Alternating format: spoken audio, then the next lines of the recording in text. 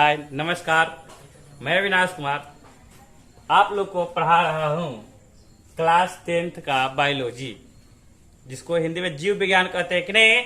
हम लोग जो पिछले वीडियो में पढ़े हैं उसे आगे पढ़ते हैं इस वीडियो में कि नहीं। चलिए अब हम लोग आज पढ़ने वाले हैं कि प्रकाश संश्लेषण प्रक्रिया के लिए वो आवश्यक कौन कौन से घटक है, वो कौन कौन से पदार्थ है जिसकी आवश्यकता पड़ती है प्रकाश संश्लेषण के क्रिया के लिए। देखिए तो प्रकाश संश्लेषण के लिए 4 पदार्थों की आवश्यकता होती है। ऑब्जेक्टिव में क्वेश्चन ये पूछते रहा है और पूछता है, बहुत ही बेबी एक क्वेश्चन है कि नहीं। ध्यान दीजिएगा, इसको याद कीजिएगा और हमेशा क्वेश्चन पलट के देखिएगा इसको। प्रकाश संश्लेषण के लिए 4 पदार्थों की आवश्यकता होती है। कौन कौन? पर्णहरित या क्लोरोफिल, जो उसके पत्तियों में मौजूद होता है कि जो भोजन बनाने के लिए प्रकाश संश्लेषण की क्रिया के लिए निहायत ही जरूरी है। और दूसरा है कार्बन डाइऑक्साइड, जो पत्तियां क्या करते हैं, पौधे वातावरण से ग्रहण करते हैं। तीसरा है जल को अवशोषित करते हैं, उसमें जो घुले कार्बनिक लवण, खनिज लवण, जो भी चीज है उसको क्या करते हैं, अवशोषित करते हैं। और ये सूर्य का प्रकाश, ये चारों पर्णहरित, कार्बन डाइऑक्साइड, जल और सूर्य के प्रकाश की आवश्यकता पड़ती है भोजन बनाने के लिए प्रकाश संश्लेषण प्रक्रिया द्वारा कि नहीं। चलिए आप इसको नोट करिए, आगे बढ़ते हैं। अब हम लोग पढ़ने वाले हैं जंतुओं में पोषण कि नहीं। जंतु हम लोग पिछले वीडियो में पढ़े थे पौधों में पोषण के बारे में, अब हम लोग पढ़ने वाले हैं जंतुओं में पोषण कि नहीं।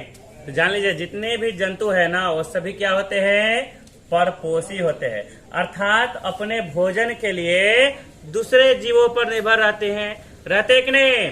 और ये परपोषी तो जानते हैं ये 3 प्रकार के, या तो वे परजीवी हो सकते हैं या मृतजीवी हो सकते हैं, नहीं तो प्राणी संपोषी हो सकते हैं कि नहीं। चलिए जानते हैं सबसे छोटा जीव जिसमें परपोषी द्वारा परपोषण होता है अमीबा एक सरल प्राणी संपोषी जीव है कि नहीं, जो मृदुजलीय होता है, एक कोशिकीय होता है कि नहीं होता है, बोलिए होता है ना। और वो अनिश्चित आकार का प्राणी है कि नहीं। अमीबा का आकार कैसा होता है, अनिश्चित होता है, उसका आकार घटते रहता है, बढ़ते रहता है। क्यों, किसके कारण? कूटपाद के कारण कि नहीं। अमीबा का जो आकार है वो कूटपादों के कारण बनते रहता है, बिगड़ते रहता है कि नहीं। और इसके पोषण के लिए, अमीबा में पोषण के लिए कोई विशेष रचना नहीं होती है कि नहीं।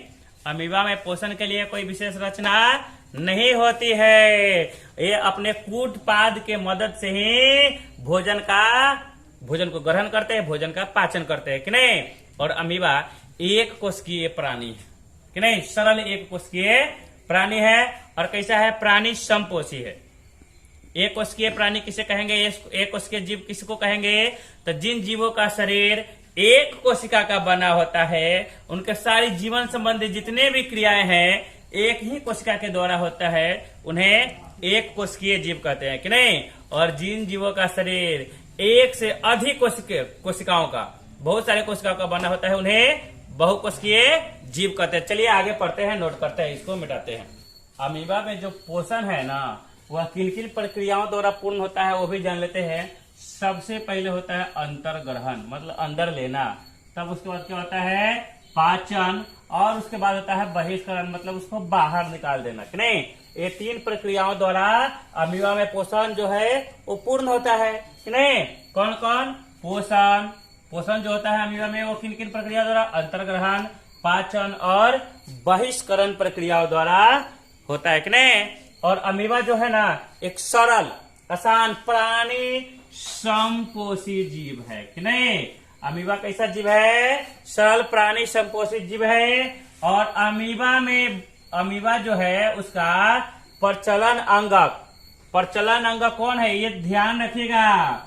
ये जितने भी हाईलाइट शब्द हैं इसको ध्यान रखिएगा। एक कूटपाद होता है, हमेशा पूछता है बोर्ड में, देखिए 1 साल गैप करके पूछता है, पिछले बार भी पूछा गया है, अब की बार भी पूछने की संभावना, ध्यान रखिएगा। अमीबा का प्रचलन अंग कौन, कूटपाद कि नहीं। और पैरामीशियम का प्रचलन अंग कौन है, सिलिया। दोनों में से एक पूछता ही है, पूछेगा कि अमीबा का प्रचलन अंग कौन, तो कूटपाद, कौन? कूटपाद। और पैरामीशियम का प्रचलन अंग कौन? सिलिया। पैरामीशियम का प्रचलन अंग कौन? सिलिया, कि नहीं? चलिए आगे जानते हैं। पैरामीशियम में भोजन का अंतर्ग्रहण के लिए एक निश्चित स्थान है। पैरामीशियम में भोजन को जो है अंदर लेने के लिए, अंदर ग्रहण करने के लिए एक निश्चित स्थान है, जो क्या कहलाता है? कोशिका मुख कहलाता है या साइटोस्टोम कहलाता है, कि नहीं? अमीबा में कोई भी उसके भोजन के ग्रहण करने के लिए कोई भी निश्चित स्थान नहीं होता है। जब उसके अमीबा के, जानिए भोजन कैसे होता है अमीबा में। अमीबा के अगल बगल में जब चारों तरफ कहीं भी भोजन इकट्ठा उसको मिले तो उसको घेर लेता जाता अमीबा, और उसके समीप जा करके उसमें कूटपाद बनते हैं, और चारों तरफ से कूटपाद क्या होता है? उस भोजन को घेर लेता है, और शरीर में कहीं से भी एक होल बना और उसको कूटपाद के माध्यम से ही अंदर खींच लेता है। और भोजन का जो निष्कासन है ना, जो बहिष्करण है जो है अमीबा में, वो भी कोई विशेष अंग नहीं होता अमीबा में। बहिष्करण निकालने के लिए क्या होता है? शरीर के किसी भी अंग में एक छिद्र बनता है, जो क्या होता है? अस्थायी होता है, और उसी के द्वारा भोजन का निष्कासन होता है, कि नहीं? अब हम लोग कैसे पढ़ने वाले हैं? मनुष्य का पाचन तंत्र। क्या पढ़ने वाले हैं? मनुष्य का पाचन तंत्र, कि नहीं? तो जान लीजिए, मनुष्य या जितने भी सभी उच्च श्रेणी के जंतु है ना, उसमें बस भोजन के पाचन के लिए एक विशेष अंग होता है। क्या होता है? विशेष अंग होता है, जिसको आहार नाल कहते हैं। क्या कहते हैं? आहार नाल कहते हैं, कि नहीं? और आहार नल से कुछ संबंध, मतलब उससे जुड़ा हुआ कुछ पाचक ग्रंथि होता है, नहीं? क्या होता है? पाचक ग्रंथि, जिससे निकलता है रस ना, उसको पाचक रस कहते हैं। क्या कहते हैं? पाचक रस, डाइजेस्टिव जूस, कि नहीं? और जिससे भोजन का पाचन होता है, कि नहीं? जिसके द्वारा भोजन का पाचन होता है। तो जानिए क्या है मनुष्य का आहार नाल या पाचन तंत्र क्या है? चलिए अब हम लोग पढ़ रहे हैं आहार नाल, नहीं?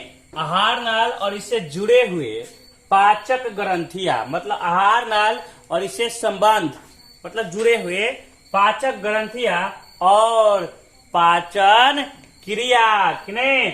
ये सब मिल करके किसका निर्माण करते हैं? पाचन तंत्र का, कि नहीं?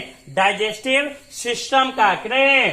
आहार नल और उससे जुड़े हुए पाचक ग्रंथियां और पाचन क्रिया, ये सब मिलकर किनका निर्माण करते हैं? पाचन तंत्र का निर्माण करते हैं, कि नहीं? और आहार नल का सबसे पहला भाग कौन है? मनुष्य के आहार। पहले जानिए कि मनुष्य के आहार नल की लंबाई कितनी होती है। तो जान लीजिए 8 से 10 मीटर तक लगभग मनुष्य के आहार नल के लंबाई होती है, कि नहीं? और मुख गुहा का जो है ना सबसे पहला भाग है, वो कौन है? आहार नाल ही है। मनुष्य के मुख गुहा का, चाहे किसी के भी मुख गुहा का सबसे पहला भाग क्या है? आहार नाल है, जो क्या रहता है? ऊपर वाले जबड़ा से, कि नहीं? मुंह खोलते हैं, ऊपर वाला जबड़ा जिसमें ऊपर भी दांत है और नीचे भी दांत, वो दोनों जबड़े से घिरा हुआ रहता है। होता है कि नहीं होता है? बोलिए।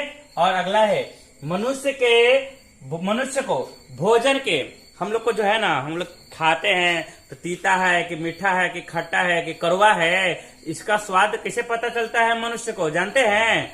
जान लीजिए, उसके लिए स्वाद कलिया जिम्मेवार होती है। इसी स्वाद कलिया के द्वारा मनुष्य के जीभ पर ऊपर में उपस्थित होता है स्वाद कलिया, कि नहीं? किसी चीज को लेकर के हल्का टेस्ट कर लेते हैं, कैसा है कि नहीं? तो मनुष्य के भोजन के विभिन्न स्वाद, खट्टा है, मीठा है, कड़वा है, कैसा है कि नहीं, उस सबका जो पता चलता है किसके द्वारा? स्वाद कलिया के द्वारा, जो जीव के सबसे ऊपरी सतह पर होते हैं, कि नहीं? और ये सब पूछते रहता है, ऑब्जेक्टिव टाइप क्वेश्चन है कि नहीं? और आपसे पूछेगा कि बताइए एक वयस्क मनुष्य के मुख में कुल कितने दांत होते हैं? तो कितने होते हैं बताइए? एक वयस्क मनुष्य के मुख में कुल 32 दांत होते हैं। कितने? 32। तो जानते रहे होंगे आप लोग। और जानते हैं वो दांत कितने प्रकार के होते हैं? वो दांत 4 प्रकार के होते हैं। कितने प्रकार के? 4 प्रकार के, कि नहीं? चलिए उसको भी हम लोग जानते हैं, लिखते हैं, इसको नोट कर लीजिए।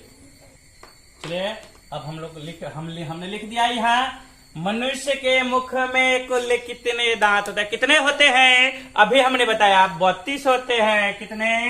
32। और ये दांत कितने प्रकार के होते हैं? कितने प्रकार के? 4 प्रकार के। कौन कौन? तो आइए ना बताते हैं कौन कौन। देखिए ना, कतरनाक, जिसको अंग्रेजी में इंसाइजर कहते हैं, कि नहीं? क्या कहते हैं? इंसाइजर। दूसरा है भेदक, कि नहीं? जिसको अंग्रेजी में कैनाइन कहते हैं। और तीसरा है अग्रचवर्णक। दांत जो है कतरनक जो होता है ना, सामने सामने वाला होता है, कि नहीं?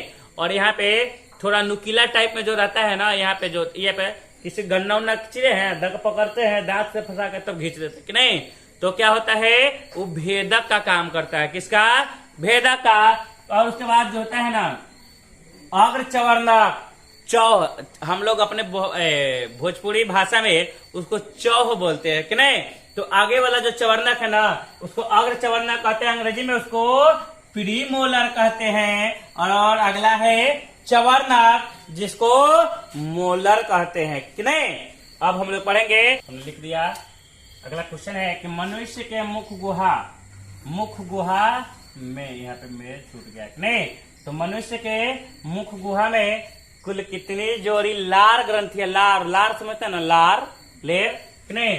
तो कितनी जोड़ी लार ग्रंथियां पाई जाती है? नाम बताइए, नाम बताइए। तो याद कर लीजिए, ऑब्जेक्टिव में यही सब क्वेश्चन पूछता है, आसमान से नहीं टपकता है। कितने जोड़े? 3 जोड़े। नंबर 1 पैरोटिड ग्रंथि। कौन कौन है? पैरोटिड ग्रंथि, सब मैंडिबुलर लार ग्रंथि, और है सब लिंगुअल लार ग्रंथि। पहला कौन है? बताइए। मनुष्य के मुख गुहा में कुल कितनी जोड़ी लार ग्रंथि? 3 जोड़ी। 3 जोड़ी मतलब 6, कि नहीं? कौन कौन? पैरोटिड ग्रंथि, सब मैंडिबुलर लार ग्रंथि, और सब लिंगुअल लार ग्रंथि, कि नहीं? चलिए इससे आगे हम लोग अगले वीडियो में पढ़ेंगे। आज के लिए इतना है, कि नहीं? तो तक आप लोग पढ़िए, देखिए, और हमारे चैनल को सब्सक्राइब कीजिए और शेयर कीजिए इस वीडियो को, ठीक है ना? चलिए मिलते हैं फिर अगले वीडियो में।